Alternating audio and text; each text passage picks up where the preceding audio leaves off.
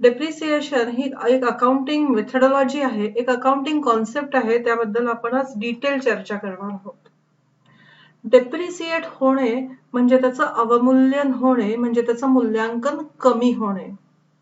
आता ही जी टर्म आहे ही असेटच्या संदर्भात वापरली जाते.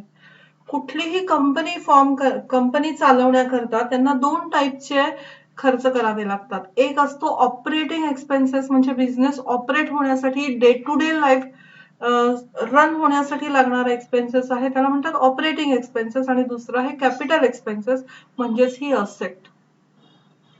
ही जी असेट आहे ही कंपनीसाठी अतिशय महत्वाची आहे. ती असेट आहे आणि म्हणून ती कंपनीला व्हॅल्यू ॲडिशन करून देते, म्हणजे कंपनीच्या प्रॉफिटमध्ये त्याचं कॉन्ट्रीब्युशन असतं. कंपनीच्या टोटल प्रोडक्शन सिस्टीम म्हणा किंवा सर्व्हिसेस जर असेल तर त्यांच्या ज्या मेन सर्व्हिसेस आहेत त्या मेन सर्व्हिसेस परफॉर्म करण्याकरता इफेक्टिव्ह ही जी असेट असते ही खूप इम्पॉर्टंट असते. आता ते सोप्या भाषेत तुम्हाला एक्सप्लेन करते. आता आपली अकॅडमीचं नाव आहे रोशन टॅली अकॅडमी, जिथे आपण अकाउंट्स, टॅली आणि जीएसटीच्या संदर्भातले कोर्सेस घेतो. आता ह्या अकॅडमीमध्ये, रोशन टॅली अकॅडमीमध्ये, कम्प्युटर आणि tally software is a value addition. Basically he basic asset आहे, ही असेट आहे म्हणून इन्स्टिट्यूट चालू आहे.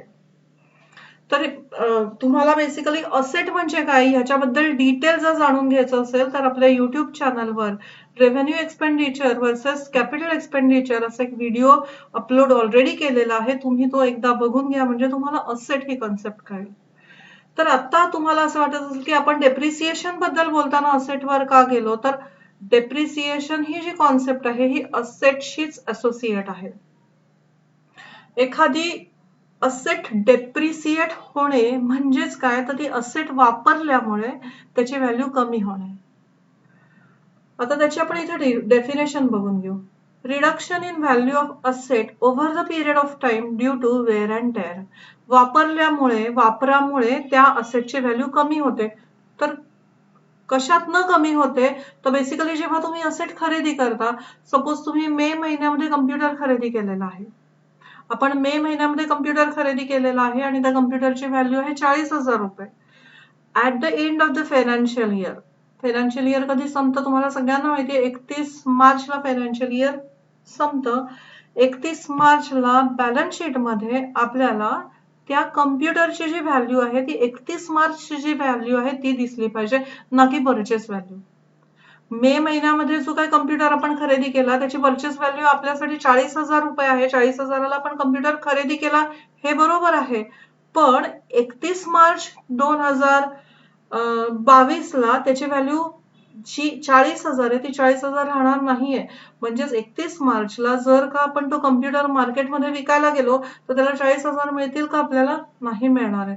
मग का नाही मिळणार आहेत, तर त्याची कारणं अशी आहेत की कारण तो आपण ऑलमोस्ट 11 महिने वापरलेला आहे, जुना आहे, वापरल्यामुळे त्याचं वेअर अँड टेअर झालेलं आहे, त्याचं अवमूल्यन झालेलं आहे, त्याची व्हॅल्यू कमी झालेली आहे. दुसरं कारण आहे कम्प्युटर सारखी जी गोष्ट असते किंवा सॉफ्टवेअर सारखी जी गोष्ट असते ज्याच्यात टेक्नॉलॉजीज फास्ट चेंज होत असतात. अतिशय फास्ट चेंजिंग टेक्नॉलॉजीज येत असल्यामुळे त्या कम्प्युटरची जी टेक्नॉलॉजी आहे ही आउटडेटेड झालेली असणार आहे 11 महिन्यानंतर. त्यामुळे सुद्धा त्याची व्हॅल्यू आता 40,000 असणार नाही. मग त्या असेटची जी कमी झालेली व्हॅल्यू आहे त्याला म्हणायचं कम्प्युटर डेप्रिसिएट झालेला आहे, त्याचं अवमूल्यन झालेलं आहे, त्याचं मूल्यांकन कमी झालेलं आहे. मग कुठल्या असेटचं मूल्यांकन किती कमी होतं हे कसं ठरतं, तर हे इन्कम टॅक्सचा जो रूल आहे तर इन्कम टॅक्सने हे आपल्याला रूल घालून दिलेले आहेत की कुठली असेट ही असेटचं अवमूल्यन किती पर्सेंटनी होतं, ती किती पर्सेंटनी डेप्रिसिएट होते, हे इन्कम टॅक्सच्या रूल प्रमाणे आपल्याला फॉलो करावं लागतं. पण त्याच्या आधी आपल्याला डेप्रिसिएशन, प्रत्येक असेट ही डेप्रिसिएट होते का, तर हो, अदर दॅन लँड प्रत्येक असेट डेप्रिसिएट होते. मग ह्या डेप्रिसिएशनचे जे काही कंडिशन्स आहेत की कुठली असेट तुम्ही डेप्रिसिएट करू शकता त्याच्या काही कंडिशन्स आहेत, त्या कंडिशन आधी आपण बघूया. पहिल्यांदा आपण डेप्रिसिएशनची डेफिनेशन बघितली. Reduction in value of asset over the period of time due to wear and tear. अजून एक त्याची डेफिनेशन अशी आहे की depreciation is an accounting method of allocation of the cost of a tangible asset over its useful life and is used to account for decline in value over time. दोन्ही definition मध्ये ते काय म्हणतात, over the time त्याची value decline होते. आणि अजून एक इम्पॉर्टंट पॉइंट त्यांनी डेफिनेशन मध्ये सांगितलाय तो म्हणजे जी असेट आपण खरेदी केली 40,000ची असेट जी आपण खरेदी केलेली आहे ती दरवर्षी आपण थोडी थोडी वापरणार आहोत. तो जो कम्प्युटर आपण घेतलेला आहे तो कम्प्युटरचं लाईफ, प्रत्येक असेटचं लाईफ ठरलेलं असतं. त्या कम्प्युटरचं लाईफ कंप्लीट होईपर्यंत दरवर्षी तोच कम्प्युटर यूज केला जाणार आहे कंपनीकडनं. म्हणजे दरवर्षी जेवढा कम्प्युटर यूज होणार आहे तेवढा ॲज अ एक्सपेन्सेस बुक करायचा आहे, म्हणजेच तेवढं डेप्रिसिएशन बुक करायचं आहे आपल्याला.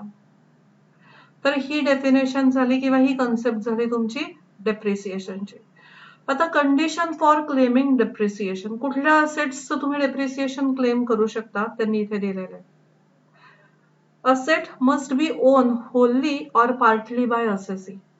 जी असेट तुम्ही डेप्रिसिएट करताय बिझनेसमध्ये, जी असेट तुम्ही दाखवता आहात परचेस केली आहे आम्ही ही असेट, बेसिकली ती बिझनेसच्या मालकीची असली पाहिजे, ओनरच्या नाही, बिझनेसच्या मालकीची असली पाहिजे. मग ती मालकी होलली असेल किंवा पार्टली असेल, डझंट मॅटर, पण त्याच्यात बिझनेसची मालकी असली पाहिजे. दुसरी डेफिनेशन आहे asset must be used for business purpose. नुसतंच बिझनेसच्या अकाउंट मधनं पैसे देऊन ती असेट खरेदी केली म्हणजे ती असेट डेप्रिसिएट करण्याचा तुम्हाला अधिकार नाही. ती जी काय असेट तुम्ही खरेदी केलेली आहे ती बिझनेस पर्पज करता युटिलाइज झाली पाहिजे, त्याचं युटिलायझेशन फॉर बिझनेस पर्पज झालं पाहिजे, म्हणजेच त्या असेटमुळे बिझनेसचं व्हॅल्यू ॲडिशन झालेलं असलं पाहिजे. आणि तिसरी गोष्ट म्हणजे ती असेट, समजा त्या असेटचे 2 ओनर्स असतील तर त्याचा जो को ओनर आहे तो सुद्धा डेप्रिसिएशन क्लेम करू शकतो. ह्या कंडिशन्स जर का सॅटिस्फाय झाल्या तर आपण त्या पर्टिक्युलर असेटचं डेप्रिसिएशन क्लेम करणं कंपल्सरी आहे. आता ह्या डेप्रिसिएशनचे काही रेट्स मी इथे दिलेले आहेत. ती खूप मोठी लिस्ट आहे, ती तुम्हाला इन्कम टॅक्सच्या साईटवर जाऊन बघायला मिळेल की कुठली असेट किती पर्सेंटनी डेप्रिसिएट करायची ह्याचे रूल ठरलेले आहेत. त्यातले काही एक्झाम्पल्स आपण इथे घेतलेले आहेत.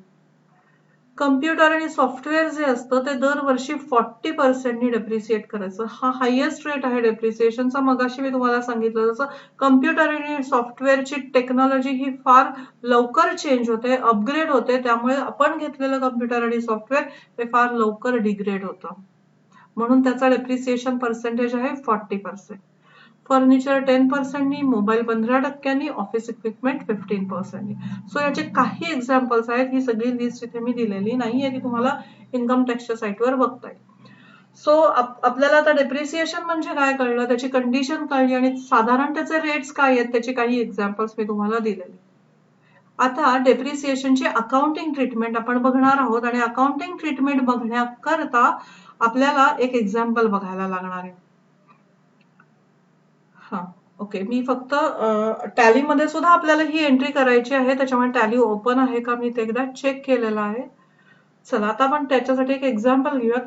22 मे 2021 ला ABC and company purchase computer worth ₹31,500 from Aakash computers. Invoice number त्यांनी दिलेला आहे. अतिशय साधी आणि सिंपल एंट्री आहे. कम्प्युटर परचेस झालेला आहे आकाश कम्प्युटर कडनं, त्यामुळे एंट्री येणार आहे computer account debit to Aakash computers. तुम्हाला जर काही ह्या एंट्रीज मध्ये काही प्रॉब्लेम्स असतील, अकाउंटिंग एंट्री कशा करायच्या, डेबिट कशाला द्यायचं, क्रेडिट कशाला द्यायचं, याच्याबद्दल कन्फ्युजन असेल तर त्याचाही व्हिडिओ आपल्या रोशन टॅली अकॅडमीच्या युट्यूब चॅनलवर अपलोड केलेले आहेत, एकदा तुम्ही ते जाऊन बघू शकता. सो पहिल्यांदा काय झालेलं आहे, असेट परचेस झाली आहे त्याची आपण एंट्री केलेली आहे आणि ती एंट्री कधी करणार आपण, 22 मे ला असेट झालेली आहे आपली 31,500. आता मगाशी आपण बघितलं असं प्रत्येक असेट डेप्रिसिएट होते. डेप्रिसिएट होते म्हणजे काय, 22 मे ला त्याची व्हॅल्यू 31,500 होती, ठीक आहे, पण आता 31 मार्च 2022 ला त्याची व्हॅल्यू काय असणार आहे, त्याची जी व्हॅल्यू आहे ती 31 मार्च 2022 या दिवशी काय असणार आहे, तर आपण बघितलं डेप्रिसिएशनचा रेट आहे 40%. मतलब आपल्याला 40%ने डेप्रिसिएट करायचं. 31,500च्या 40% येतात 12,600. या ठिकाणी डेप्रिसिएशन हे लेजर आपल्याला क्रिएट करायचं आहे अंडर एक्सपेन्सेस, कारण तेवढा कम्प्युटर जो काय आपण घेतलेला आहे त्यापैकी 12,600चा कम्प्युटर यावर्षी युटिलाइज झालेला आहे. त्या 31,500 पैकी 12,600 एवढी व्हॅल्यू युटिलाइज झालेली आहे, म्हणजेच त्याची व्हॅल्यू कमी झालेली आहे, म्हणजेच तेवढा खर्च झालेला आहे. सो डेप्रिसिएशन एक्सपेन्सच्या अंडर क्रिएट करणार आणि एंट्री करणार आपण डेप्रिसिएशन अकाउंट डेबिट 12,600. तुम्हाला माहितीच आहे नेहमी एक्सपेन्सचं लेजर कायम डेबिट साईडला असतं.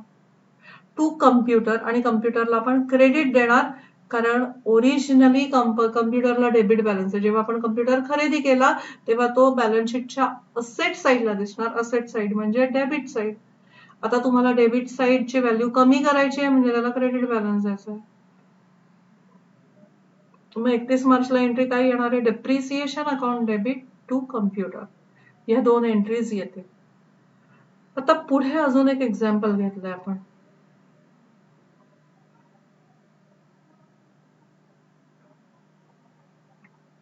आता पुढे आपण फर्निचर परचेस केलंय. एबीसी आणि कंपनीने फर्निचर परचेस केलंय, पण ते कधी केलंय? 15 नोव्हेंबरला. 15 November 2021 purchase furniture of ₹18,000 from Arihant furniture आणि इनव्हॉइस नंबर त्यांनी मेन्शन केला. पहिली परचेसची एंट्री खूप सोपी आहे, furniture account debit to Arihant furniture. आता इथे अजून एक कॉन्सेप्ट समजून घेण्यासारखी आहे. फर्निचरचं वर डेप्रिसिएशन आपण पाहिलं होतं 10% करायला पाहिजे. फर्निचरला डेप्रिसिएशनचा रेट इन्कम टॅक्सने अप्रूव्ह करून दिलेला आहे, तो आहे 10%. त्या हिशोबाने इथे डेप्रिसिएशन व्हायला पाहिजे होतं त्याचं 1,800 रुपये. 18,000वर 10% 1,800 रुपये. इथे आपण डेप्रिसिएशन किती क्लेम करतोय? 900 रुपये. मग असं का करतोय? तर ही जी असेट आहे ही कधी खरेदी केली आहे बघा? 15 नोव्हेंबरला. अजून एक रूल डेप्रिसिएशनच्या संदर्भात असा आहे की ती असेट तुम्ही मिनिमम 180 डेज जर युटिलाइज केली असेल, त्या पर्टिक्युलर फायनान्शियल इयर मध्ये ती असेट 180 दिवस जर का युटिलाइज झाली असेल तर तुम्ही फुल डेप्रिसिएट करू शकता.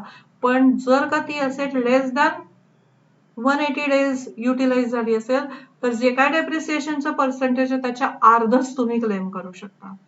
या ठिकाणी 15 नोव्हेंबर पासून ते 31 मार्च 180 दिवस होत नाहीत. सो या केसमध्ये फर्निचर आपण लेस दॅन 180 डेज युटिलाइज करतोय, म्हणून डेप्रिसिएशन आपण इथे कम्प्लीट न घेता हाफ घेतोय. Half of the prescribe percentage, म्हणजे प्रिस्क्राईब पर्सेंटेज 10% आहे त्याच्या आपण इथे 5% घेतोय.